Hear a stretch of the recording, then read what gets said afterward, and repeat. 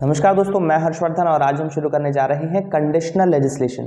देखिए साहब, कई बार ऐसा होता है कि कानून को पूरी तरीके से बना दिया गया है, उसके अंदर जो भी डिटेल्स डालनी थी, जो भी प्रोविजंस उसके बनाने थे, वो सब कंप्लीट हो चुके हैं। लेजिस्लेचर ने अपना पूरा काम कर दिया है, लेकिन फिर भी उस एक्ट को लागू नहीं किया गया है और साथ में उस एक्ट के कुछ कंडीशंस जोड़ दी गई हैं। जब भी वो कंडीशंस पूरी होंगी तभी उस एक्ट को लागू किया जाएगा।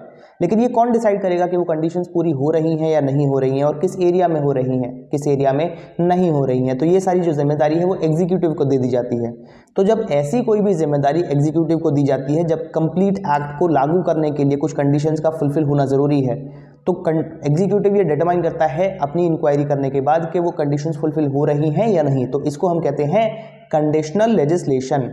मतलब लॉ मेकिंग पावर नहीं दी गई है, कानून के अंदर आपको कोई भी छेड़छाड़ नहीं करनी है। एग्जीक्यूटिव के पास ये अधिकार नहीं है, सिर्फ उसको अप्लाई करने के लिए, लागू करने के लिए जो भी कंडीशंस हैं उनको डिटरमाइन करने का अधिकार जो है एग्जीक्यूटिव को दे दिया जाता है। तो इसको हम कहते हैं कंडीशनल लेजिस्लेशन। अगर मैं आपको एक एग्जांपल दूं, air prevention and control of pollution act 1981 में आया था, लेकिन इसमें इस एक्ट के अंदर ही ये बताया गया था कि गवर्नमेंट को जब लगता है कि कुछ ऐसी कंडीशंस अराइज हो गई हैं, आ गई हैं, जिसकी वजह से इस एक्ट को लागू करना चाहिए, तो गवर्नमेंट ये डिसाइड करेगी साहब ये कंडीशंस फुलफिल हो रही हैं या नहीं हो रही हैं, है ना। तो ये अपने आप में एक कंडीशनल लेजिस्लेशन है। जैसे आर्टिकल 352 में आप इमरजेंसी का प्रोविजन देखते हो कॉन्स्टिट्यूशन में, उसमें लिखा गया है कि एक्सटर्नल एग्रेशन या आर्म्ड रिबेलियन के केस में जो है नेशनल इमरजेंसी इम्पोज करी जा सकती है। लेकिन एक्सटर्नल एग्रेशन या उसका थ्रेट है, एग्जिस्ट करता है, ये कौन डिटरमाइन करेगा? ये एग्जीक्यूटिव डिटरमाइन करेगा, और ये अपने आप में एक जो कंडीशनल लेजिस्लेशन है। ठीक है जी, आगे बात करते हैं साहब। 1892 का एक साल था जिसमें फील्ड वर्सेस क्लार्क का केस आया था, जिसमें जजमेंट दिया गया था साहब कि ये जो लेजिस्लेचर है वो अपनी लॉ मेकिंग पावर को डेलीगेट नहीं कर सकता है, यानी कि कानून बनाने की जो पावर है वो तो लेजिस्लेचर के पास ही रहेगी। लेकिन कुछ ऐसी चीज़ें होती हैं, कुछ ऐसे फैक्ट्स होते हैं, कुछ ऐसे सर्कमस्टांसेस होते हैं जो कि लॉ मेकिंग बॉडी को एक चार दीवारी के अंदर बैठ करके नहीं समझ में आएंगे, नहीं पता चलेंगे। ठीक है जी, तो उन सारे फैक्ट्स एंड सर्कमस्टांसेस को उनको इंक्वायर करना, उनको डिटरमाइन करना, ये जो जिम्मेदारी है, ये जो पावर है, वो डेलीगेट करी जा सकती है एग्जीक्यूटिव को, और इसी को हम कहते हैं कंडीशनल लेजिस्लेशन। और इसको अगर आप रोकोगे तो जो सरकार है वो ठीक से काम नहीं कर पाएगी, क्योंकि एक्ट बनाना और उसको एग्जीक्यूट करना और उसके रेपरकशंस के आधार पर उसमें कुछ बदलाव करना, ये सभी अलग अलग काम है और सभी को ढंग से करने की जरूरत होती है। ठीक है जी, कुछ और केसेस का एग्जांपल लेते हैं साहब। एक केस आया था king emperor versus Banwari Lal Sharma 1945। यहां पर गवर्नर जनरल जो थे उस समय के, उन्होंने एक ऑर्डिनेंस प्रोमलगेट किया। उन्होंने कहा कि कुछ कंडीशंस अगर फुलफिल होती हैं तो स्पेशल कोर्ट्स को एस्टेब्लिश किया जा सकता है कोई इमरजेंसी कंडीशन में, है ना। लेकिन ये जो पावर थी कंडीशंस डिटरमाइन करने की, कि वो जो कंडीशंस है जिसके आधार पर स्पेशल कोर्ट को एस्टेब्लिश किया जाएगा, वो पावर दे दी गई थी प्रोविंशियल गवर्नमेंट को। तो जो प्रोविंशियल गवर्नमेंट थी वो ये डिसाइड करती थी कि उनके प्रोविंस में क्या ऐसी कोई इमरजेंसी है जिसके आधार पर ये कहा जा सकता है कि इसको स्पेशल कोर्ट को एस्टेब्लिश करना चाहिए। तो ये अपने आप में एक कंडीशनल लेजिस्लेशन है, क्योंकि कानून तो गवर्नर जनरल नहीं बनाया, उन्होंने नहीं बनाया, जो प्रोविंशियल गवर्नमेंट ने, लेकिन जो कंडीशंस फुलफिल हो रही हैं या नहीं हो रही हैं ये डिटरमाइन करती है प्रोविंशियल गवर्नमेंट। तो ये है कंडीशनल लेजिस्लेशन। एक और एग्जांपल देखते हैं साहब। Sardar Inder Singh versus state of Rajasthan 1957 का ये केस है। इसमें Rajasthan protection of tenants ordinance promulgate किया गया था 1949 में। ठीक है जी, और इस ऑर्डिनेंस को इसके अंदर सेक्शन 3 में कहा गया था कि राज प्रमुख अगर चाहे, राज प्रमुख का मतलब है गवर्नर, उस समय जो स्टेट के गवर्नर होते थे उसको राज प्रमुख कहते थे, तो राज प्रमुख अगर चाहें तो इस ऑर्डिनेंस को आगे वो एक्सटेंड कर सकते हैं, मतलब इसकी जो अवधि है उसको आगे बढ़ा सकते हैं, ड्यूरेशन को एक्सटेंड कर सकते हैं। ठीक है जी, तो ये जो ऑर्डिनेंस प्रोमलगेट किया था वो 2 साल के लिए किया गया था, और उस 2 साल के बाद गवर्नर ने यानी राज प्रमुख ने उसको 2 साल और आगे बढ़ा दिया था। क्या प्रोसेस था आगे बढ़ाने का? उनको सिर्फ राजस्थान गैजेट के अंदर एक नोटिफिकेशन जारी करनी थी कि ये जो ऑर्डिनेंस है ये अगले 2 साल के लिए एक्सटेंड किया जाता है। जब ये 2 साल के लिए एक्सटेंड किया गया, उसके बाद जब इसको खत्म करना था उस समय उन्होंने एक और नोटिफिकेशन जारी करके इसको 1 साल और आगे बढ़ा दिया। तो यहाँ पे इस केस में कोर्ट ने जजमेंट दिया कि ये जो लेजिस्लेशन, ये जो पावर गवर्नर के पास गई है, राज प्रमुख के पास गई है, ये जो है कंडीशनल लेजिस्लेशन है, डेलीगेटेड लेजिस्लेशन नहीं है, क्योंकि सिर्फ अवधि को वो डिसाइड कर रहा है कि कब तक उसको लागू रखना है ना। वो जो ऑर्डिनेंस पास किया गया है उसमें उसका कोई भी इंटरफेरेंस नहीं है, गवर्नर का कोई भी इंटरफेरेंस नहीं है। ठीक है जी, इसके अलावा साहब किस किस तरीके से इसको और हम समझ सकते हैं, कुछ और एग्जाम्पल्स मैं आपको देता हूं। किसी भी लॉ के ज्योग्राफिकल एरिया को अगर आप बढ़ा रहे हो, फॉर एग्जाम्पल जैसे धारा 144 है, जिसका मतलब होता है कि 4 या उससे ज्यादा लोग एक जगह पर इकट्ठा नहीं हो सकते हैं। ये कई बार इमरजेंसी सिचुएशंस में जो है लगाई जाती है ताकि लॉ एंड ऑर्डर मेंटेन कर सकें एक पर्टिकुलर एरिया के अंदर।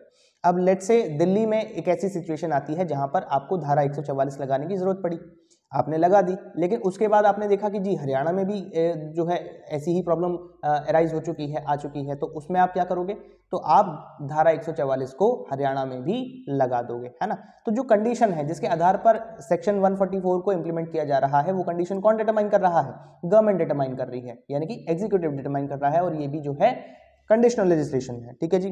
उसी तरीके से हम अलग अलग पर्पसेस के लिए ट्रिब्यूनल्स को एस्टेब्लिश करते हैं जो कि एक स्पेसिफिक फील्ड ऑफ मैटर्स में डील करते हैं, है ना। उसी तरीके के केसेस, जैसे इलेक्ट्रिसिटी का ट्रिब्यूनल है तो वो सिर्फ इलेक्ट्रिसिटी के केसेस ही डील करता है। तो इस तरीके से ट्रिब्यूनल्स को एस्टेब्लिश किया जाता है, और उनको एबॉलिश कब किया जाएगा वो भी एग्जीक्यूटिव डिसाइड करता है, और ये कंडीशनल लेजिस्लेशन का ही हिस्सा है।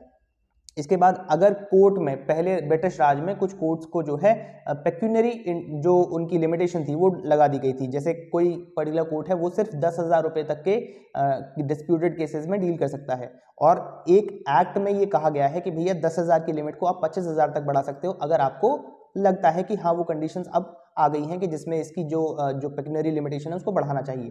तो ये अगर पावर, पेक्यूनरी लिमिटेशन को बढ़ाने की पावर अगर एग्जीक्यूटिव को दी जाती है, जो कि पहले से डिसाइडेड है कि 10,000 से बढ़ा करके आप 25,000 तक ले जा सकते हो, तो इसमें एग्जीक्यूटिव को जो लॉ है उसके अंदर कोई इंटरफेरेंस थोड़ी कर रहा है, उसकी जो कंडीशन है उसको लग रहा है कि बढ़ाने की जरूरत है तो बढ़ा दी, तो ये भी एक कंडीशनल लेजिस्लेशन है ना।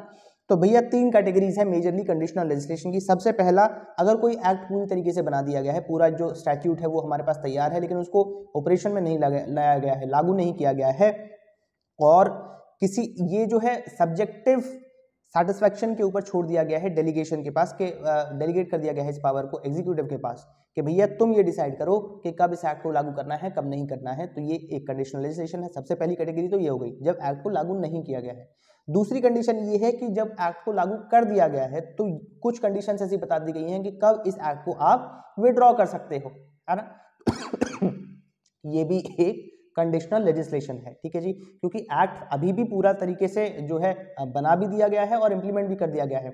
एग्जीक्यूटिव के पास सिर्फ इतनी पावर है कि वो उसको विड्रॉ कर सकता है अगर कुछ कंडीशंस जो हैं वो फुलफिल होती हैं, और कंडीशंस भी पहले से ही बता दी गई हैं कि किस कंडीशन में उसको विड्रॉ किया जा सकता है ना।